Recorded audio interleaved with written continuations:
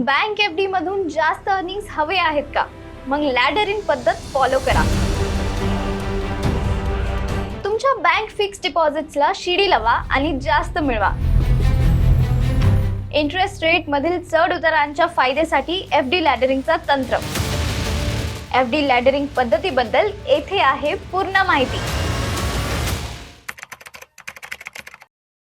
नमस्कार मित्रांनो, मी आहे निकिता दादासाहेब तुपे आणि तुमचं बॉसवाला मराठी चॅनल मध्ये खूप खूप स्वागत आहे. तर आज आपण एका खास विषयावरती बोलणार आहोत. समजा तुमच्याकडे 10 लाख रुपये आहेत, ते सुरक्षित असावेत, गरज पडल्यावर तेव्हा इन्व्हेस्टमेंटची रक्कम मिळावी आणि त्यातून चांगली अर्निंग्सही मिळावी असा तुमचा विचार आहे. या हिशोबाने तुम्ही 10 लाख रुपये एकाच फिक्स डिपॉझिट मध्ये इन्व्हेस्ट करतात. किती चांगला इन्व्हेस्टमेंट निर्णय घेतला असं म्हणून तुम्ही सुटकेचा निश्वास टाकता.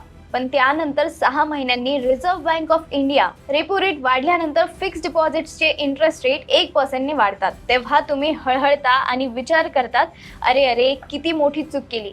आता फिक्स डिपॉझिट केली असती तर 1% जास्त इंटरेस्ट मिळाला असता. किती मोठी संधी हाताने गेली. हो, अशा गोंधळलेल्या परिस्थितीतून वाचण्यासाठी एफडी लॅडरिंग किंवा फिक्स डिपॉझिट लॅडरिंग तंत्र मदत करते. एफडी लॅडरिंगमुळे फक्त जास्त अर्निंग्स मिळतात असे नाही, तर नियमितपणे इन्व्हेस्टमेंटचे पैसे काढणे म्हणजे विड्रॉ करणे देखील शक्य आहे. आता मी तुम्हाला सांगते की एफडी लॅडरिंग म्हणजे काय आणि ते नेमकं कसं काम करतं. तुमच्या फायनान्शियल मॅनेजमेंटमध्ये एफडी लॅडरिंग तंत्राचा वापर कसा करायचा हे आज आपण बघून घेऊया. तर या सर्व प्रश्नांची उत्तरे सविस्तरपणे मी तुम्हाला सांगते. एफडी लॅडरिंग म्हणजे काय? नावाप्रमाणेच एफडी लॅडरिंग म्हणजे इन्व्हेस्टरने फिक्स डिपॉझिट मधून उत्तम अर्निंग्स मिळवण्यासाठी एक शिडी तयार करणे. तुमच्याकडे 10 लाख रुपये आहेत, ते 5 वर्षांसाठी एकाच फिक्स डिपॉझिट मध्ये ठेवण्याऐवजी त्या पूर्ण 10 लाखच्या रकमेचे अनेक भाग करून वेगवेगळ्या टेन्युअरसाठी इन्व्हेस्ट करण्यालाच एफडी लॅडरिंग म्हणतात. उदाहरणार्थ 1 वर्षासाठी 2 लाखाची एक एफडी, 2 वर्षानंतर 2 लाखाची एफडी, 3 वर्षानंतर 2 लाखाची एफडी आणि 4 वर्षानंतर दुसरी 2 लाखाची एफडी आणि 5 वर्षांसाठी 2 लाखांची फिक्स्ड डिपॉझिट करणे म्हणजे एफडी लॅडरिंग. जेव्हा तुम्ही वेगवेगळ्या कालावधीसाठी एफडी करतात तेव्हा दरवर्षी एक एफडी मॅच्युअर होते. अशी एफडी मॅच्युरिटी झाल्यावरती तुम्ही ते पैसे परत घेऊ शकता किंवा त्या दिवशीच्या इंटरेस्ट रेट अनुसार पुन्हा 5 वर्षासाठी फिक्स डिपॉझिट करू शकता. दरवर्षी एक फिक्स डिपॉझिट मॅच्युअर होत असल्यामुळे याची तुलना शिडीच्या पायरीशी केली जाते. अशा केल्यामुळे गरजेच्या वेळी पैसे मिळवण्यासोबतच लॉंग टर्म मध्ये उत्तम अर्निंग्स मिळवणे शक्य होते. एकाच वेळी मोठी रक्कम एकाच कालावधीसाठी फिक्स डिपॉझिट केली तर पैसे लॉक होऊन जातात. आता 10 लाख रुपये असल्यास एफडी लॅडरिंग कसे करायचं? आता आपण या चार्ट कडे बघूया.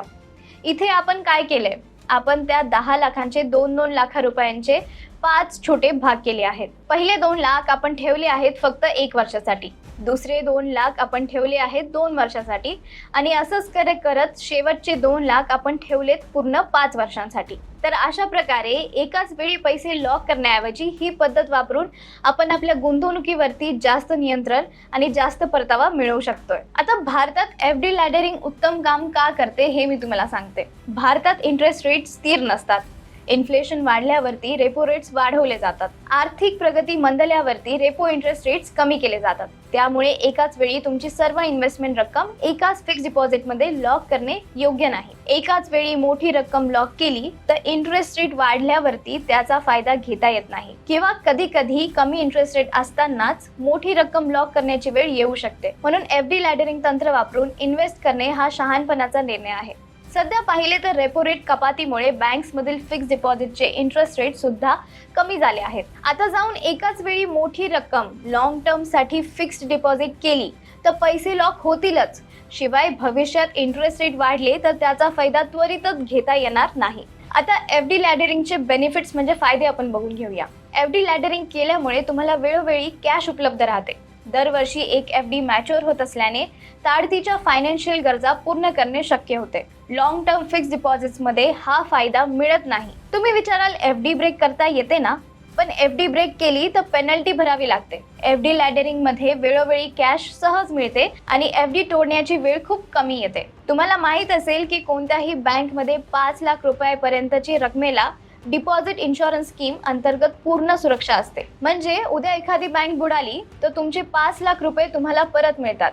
एफडी लॅडरिंग फॉलो करून वेगवेगळ्या बँक्समध्ये वेगवेगळ्या कालावधीसाठी पैसे ठेवल्यामुळे तुमच्या इन्व्हेस्टमेंटला जास्त इन्शुरन्स सिक्युरिटी मिळते, टॅक्सचा बोजा कमी होतो. मोठी रक्कम एकाच फिक्स डिपॉझिटमध्ये ठेवली तर मॅच्युरिटी नंतर टॅक्सचा बोजा मोठ्या प्रमाणात येतो.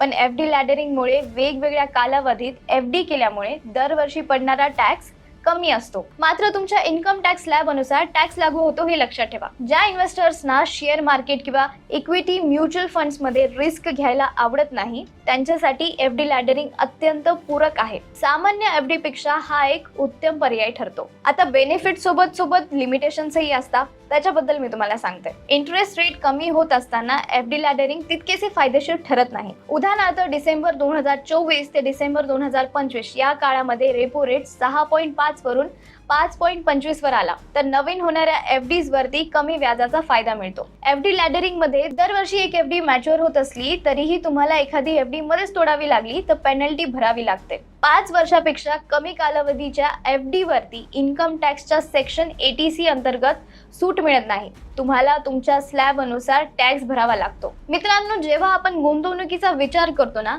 तेव्हा आपल्या समोर 2 मुख्य पर्याय असतात. एक म्हणजे पारंपरिक FD लॅडरिंग आणि दुसरा म्हणजे डेब्ट म्युच्युअल फंड्स. तर या दोघांमध्ये नेमका फरक काय आहे हे आपण टेबलच्या माध्यमातून समजून घेऊया. पहिले आहे जोखीमचे प्रमाण. FD लॅडरिंग मध्ये जोखीम खूप कमी असते कारण तुमचे पैसे बँकेत सुरक्षित असतात आणि तेच डेब्ट म्युच्युअल फंड मध्ये इथे जोखीम कमी असते पण ती शून्य नसते कारण हे फंड्स मार्केटशी जोडलेले असतात. दुसरं आपण जर पाहिलं पैसे काढण्याची सोय. FD लॅडरिंग मध्ये तुमचे पैसे वार्षिक स्वरूपात मॅच्युरिटी अनुसार हातात येतात. जर तुम्हाला मध्येच पैसे हवे असतील तर तुम्हाला पेनल्टी भरावी लागू शकते. तसंच डेब्ट म्युच्युअल फंड मध्ये याचा सर्वात मोठा फायदा आहे. तुम्हाला हवे तेव्हा तुम्ही पैसे काढू शकता आणि साधारण 2 दिवसात ते तुमच्या बँक खात्यात जमा होतील. तिसरं आहे कर्जाचा बोजा. दोन्ही पर्यायांमध्ये मिळणारा नफा तुमच्या इन्कम टॅक्स स्लॅब अनुसार टॅक्सला पात्र असतो. म्हणजे तुम्ही ज्या टॅक्स ब्रॅकेटमध्ये येता त्यानुसार तुम्हाला त्यावर टॅक्स भरावा लागेल. आता मिळणारा परतावावर बघूया. FD लॅडरिंग मध्ये तुम्हाला फिक्स्ड परतावा मिळतो म्हणजे गुंतवणुकीच्या वेळी जो ब्रॅकेट ठरला आहे तोच तुम्हाला शेवटपर्यंत मिळतो. तेच डेब्ट म्युच्युअल फंड मध्ये परतावे मार्केट लिंक्ड असतात म्हणजे मार्केटमधील व्याजाचे दर जसे बदलतील तसा तुमचा परतावा थोडा कमी जास्त होऊ शकतोय. आणि शेवटी आपण जर पाहिलं हे कोणासाठी योग्य आहे तर ज्यांना 100% सुरक्षितता हवी आहे आणि ज्यांना फिक्स परतावा आवडतो त्यांच्यासाठी FD लॅडरिंग हा सर्वोत्तम पर्याय आहे. पण ज्यांना थोडी रिस्क घेण्याची तयारी आहे आणि ज्यांना कधीही पैसे काढण्याची भूमा हवी आहे त्यांच्यासाठी डेब्ट म्युच्युअल फंड्स हा एक चांगला पर्याय ठरू शकतोय. आता तुम्ही FD लॅडरिंग करत असाल तर या गोष्टी लक्षात ठेवा. पहिलं आहे बँक डिपॉझिट्सला डिपॉझिट इन्शुरन्स स्कीम अनुसार फक्त 5 लाख पर्यंत सुरक्षा असल्याने सर्व FD एकाच बँकमध्ये ठेवू नका. वेगवेगळ्या बँकमध्ये तुमचे डिपॉझिट्स ठेवा. दुसरं आहे FD लॅडरिंग करताना टॅक्स सेव्हिंग FDचा विचार न करणे चांगले कारण त्या 5 वर्षापूर्वी तोडता येत नाही. तुम्हाला मंथली इंटरेस्ट नको असेल तर वार्षिक व्याज देणाऱ्या क्युम्युलेटिव्ह FDs निवडा. वेळोवेळी तुमच्या FDs तपासा. इंटरेस्ट रेट बदलत असल्यामुळे जेथे जास्त फायदा मिळते अशा FDs निवडा. तर मित्रांनो, ही होती FD लॅडरिंग बद्दलची संपूर्ण माहिती. हा व्हिडिओ तुम्हाला कसा वाटला हे कमेंट्स मध्ये नक्की सांगा. ही माहिती तुमच्या फॅमिली आणि फ्रेंड्सला नक्की शेअर करा आणि बॉसवाला मराठी चॅनलला सबस्क्राईब करायला विसरू नका. ब्रँड पार्टनरशिप आणि ॲडव्हर्टाइजमेंट इन्क्वायरीसाठी ईमेल करा brand@bosswala.com. व्हॉट्सअप करा 9108014192. बॉसवाला. Be the boss.